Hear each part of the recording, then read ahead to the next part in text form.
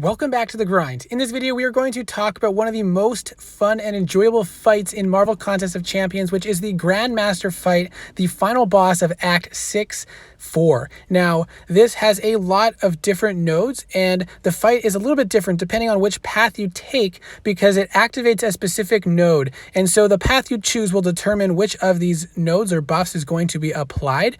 And unfortunately, the most easy buffs to deal with might not be the most easy paths, but we're going to break down the different stages of this fight and how to handle it. So at the start of the fight, what you need to know is you want to work to gain competency and progress to unlock the wounded state, where the GrandMaster does not move, attack, block, or anything. He just stands there and you deal a significantly increased amount of damage depending on how many of the competencies you were able to stack before unlocking the wounded state. And the duration of this state is different in each phase, but it is anywhere from 6 to 8 seconds long. And the way you earn competency changes in each stage, as well as the blunders that can occur if you fail to do a task that you are required to do. If you perform the wrong action or fail to perform the correct action in the allotted amount of time, you will gain a blunder, which is those red charges. And as soon as you get to 5, you will give the GrandMaster 3 full bars of power and he will destroy you. I will explain why I'm getting blunders in this stage shortly, but this is to show you that once you hit 5, he gets 3 full bars of power, and then you will be destroyed by the special 3. In the first phase of this fight, nobody gains power, so you don't have to worry about special attacks, and if you do not attack within 10 seconds, then you will degenerate. So you can see that degeneration timer at the top there. In stage 1, you gain a competency charge every time you intercept the GrandMaster. So you want to try to chain on intercepts as often as possible to build up as many as possible before you unlock the wounded state. Now in stage 1, there are 3 different actions that the GrandMaster will ban, and if completed after it has been banned, will cause you to gain a blunder. One of them is the light attack, another one is a dexterity, and the third one is parry. Once the GrandMaster bans this action, you do not want to do it anymore, because if you do it, you will gain a blunder, and once you get to 5, the GrandMaster gets 3 bars of power. Once you perform each action enough times that it gets banned, which is random each time you perform it, then the GrandMaster will get 1 bar of power, and after successfully performing the special 1, he will be wounded. The special attack 1 is very interesting because you have to perform different actions depending on the random cycle. Here you'll see it shows up with 3 icons underneath the health bar. The green one is a dex, the second one means you have to stand there and get hit, the third one, the blue one, is to block the hit. This will be in a different order and different combinations each time, and once you perform that third action, you can go in and attack the GrandMaster. So once again, the way the GrandMaster is wounded in stage 1 is after his special attack, and you get him to the special 1 by getting all 3 actions banned. Once you get him to 79% and complete the phase, he goes into a defensive period, at which point, if you push him into the corner and lock him there with a bunch of heavy attacks spammed back to back, you can help bypass the infuriation stage at the start of the new phase, because he becomes unblockable as well as much more aggressive, and you may end up getting clipped or accidentally blocking instead of dexing, and that can add a little frustration to this fight. But if you can get him locked in the corner with the heavy attacks, you can get through this infuriation stage, and if you have to restart the fight, he will start off again with the infuriation and be unblockable and aggressive. If you can intercept to help kill time, that is a great way as well. But in stage 2, he's going to randomly call out different commands. The one he just called out was perform an intercept.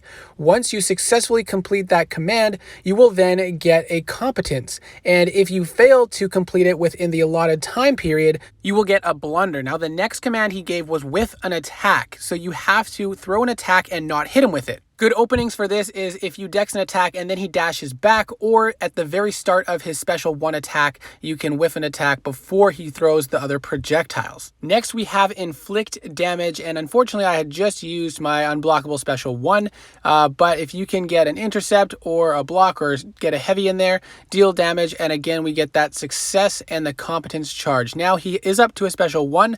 I only have 3 competence. I do the dex, let it hit me, and then I can attack in. And from successfully doing the special 1, I got 3 more competence charges. So pushing him to many special attacks is a great way to build up competence charges as long as you don't mess up the commands that he requests. I want to back it up to point out when he goes to charge a heavy, he's unstoppable. And if he hits you with the heavy, you will lose competence charges. I also want to point out during stage 2, he gains power per hit. So if you have a special attack that deals multiple hits, like the special 1 of Dr. Doom, you can easily push him to a special 2, and you want to avoid doing that because it does a lot of damage even if you're blocking. Next, he gives me the gain a buff command, and as soon as you complete all the commands, you will get wounded. And I missed highlighting one of the important commands is deal a damage over time debuff, and that is one of the important factors in this stage, because if you have a champion that cannot deal damage over time, then you will get a blunder from that one. Captain America Infinity War is another decent option because he does have access to damage over time with his special 1.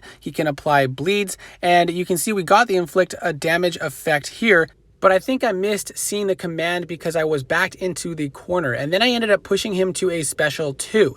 And while I'm trying to bait that out, I did lose that challenge and got a blunder. So that is 1 blunder. And you can see you can pretty much use any champions for this. The only thing to consider is a damaging effect for stage 2. But even if you get 1 blunder from that, it's not that big of a deal. As soon as you get into that wounded stage, hopefully you've built up a lot of competence and you can push through the stages pretty quickly in 1 or 2 cycles of the wounded. Ideal champions are champions that deal a lot of damage with their basic attacks, like Aegon, especially because he crits so much. His attacks will deal so much damage during the wounded phase, and they'll all likely be crits if you built him up on the path. Other options are those with high block proficiency or armor ups such as Warlock. Warlock is a decent option, and if you get to the special 2 in a wounded phase, that can deal a lot of damage as well. Now, once you pass down to 30%, you complete the second phase and enter phase 3. Once again, during that passive defensive phase between phases, if you get them into the corner and heavy spam, you can get through that infuriation phase, but it is possible to just dex multiple times.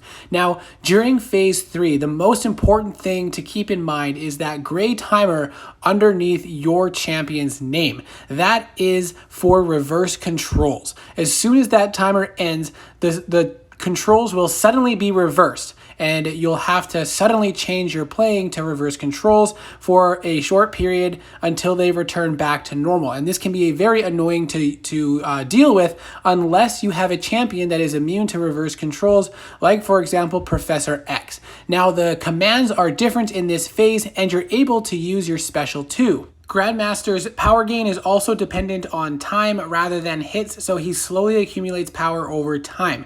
Now the commands include strike into block, perform a backdash, you have to do multiple, knock the GrandMaster down, stand still, and you have to do it for a certain duration of time, and the last one is perform a well-timed block. Now here you can see we have inverted controls, but I didn't adjust, so instead of dashing back, I ended up attacking right into the GrandMaster. Now let's take a quick look at the commands and how you complete them in stage 3. So to stand still, you have to be actually still, and it does have a timer underneath the GrandMaster, which you saw in order to complete that one and get the competency.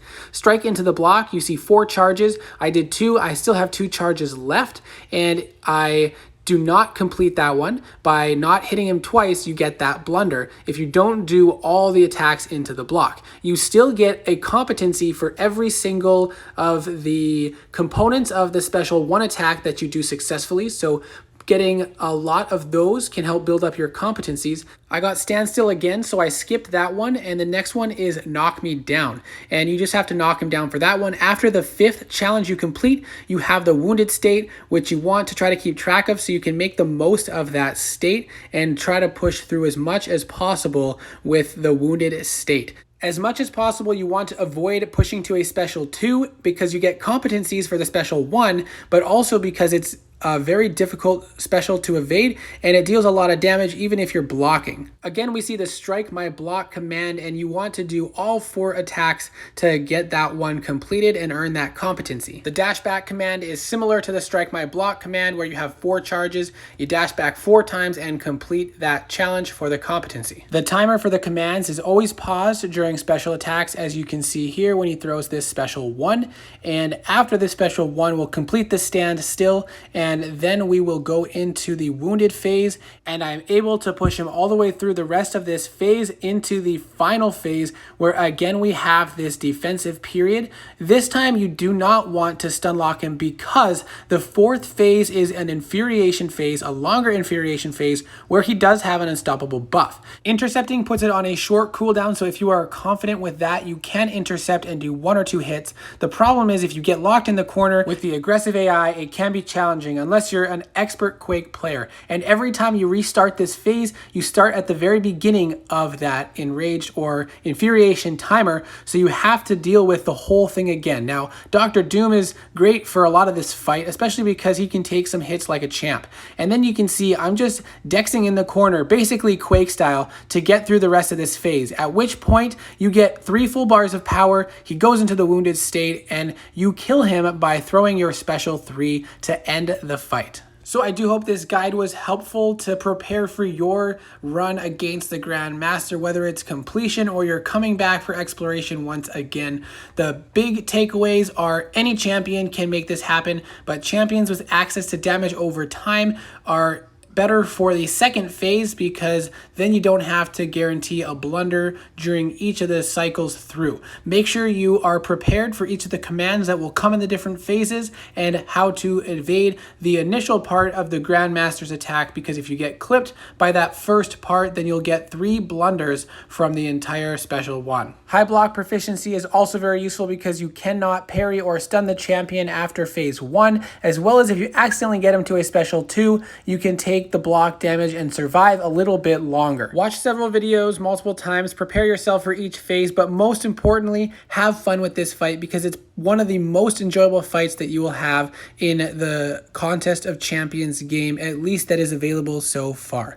Once again, I hope this helped. Good luck, and I'll see you in the next video.